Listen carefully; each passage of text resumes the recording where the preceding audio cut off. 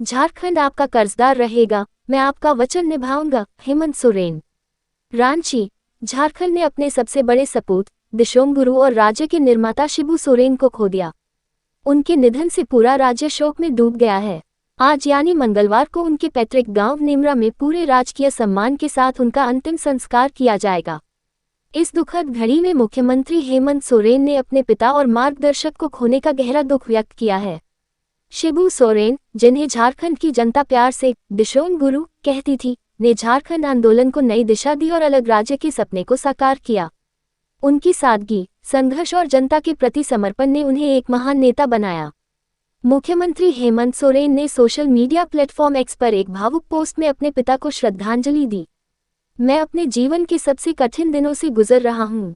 मेरे सिर से सिर्फ पिता का साया नहीं गया, झारखंड की आत्मा का स्तंभ चला गया।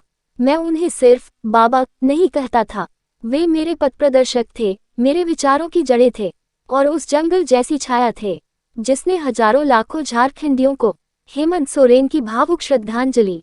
उन्होंने लिखा, मैं अपने जीवन के सबसे कठिन दिनों से गुजर रहा हूँ। मेरे सिर से सिर्फ पिता का साया नहीं गया, झारखंड की आत्मा का स्तंभ चला गया।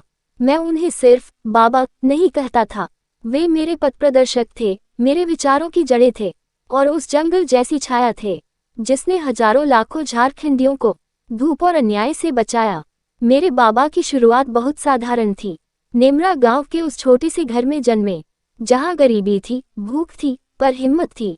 बचपन में ही उन्होंने अपने पिता को खो दिया। जमींदारी के शोषण ने उन्हें एक ऐसी आग दी जिसने उन्हें पूरी जिंदगी संघर्षशील बना दिया। मैंने उन्हें देखा है, हल चलाते हुए, लोगों के बीच बैठते हुए। सिर्फ भाषण नहीं देते थे, लोगों का दुख जीते थे। बचपन में जब मैं उनसे पूछता था, बाबा आपको लोग दिशोम गुरु क्यों कहते हैं, तो वे मुस्कुराकर कहते, क्योंकि बेटा मैंने सिर्फ उनका दुख समझा और उनकी लड़ाई इतनी बना ली। वो उपाधि न किसी किताब में लिखी गई थी, न संसद ने दी, झारखंड की जनता के दिलों से निकली थी। दिशोम मतलब समाज, गुरु मतलब जो रास्ता दिखाए। और सच कहूँ तो बाबा ने हमें सिर्फ रास्ता नहीं दिखाया, हमें चलना सिखाया। बचपन में मैंने उन्हें सिर्फ संघर्ष करते देखा, बड़े बड़ों से टक्कर लेते देखा।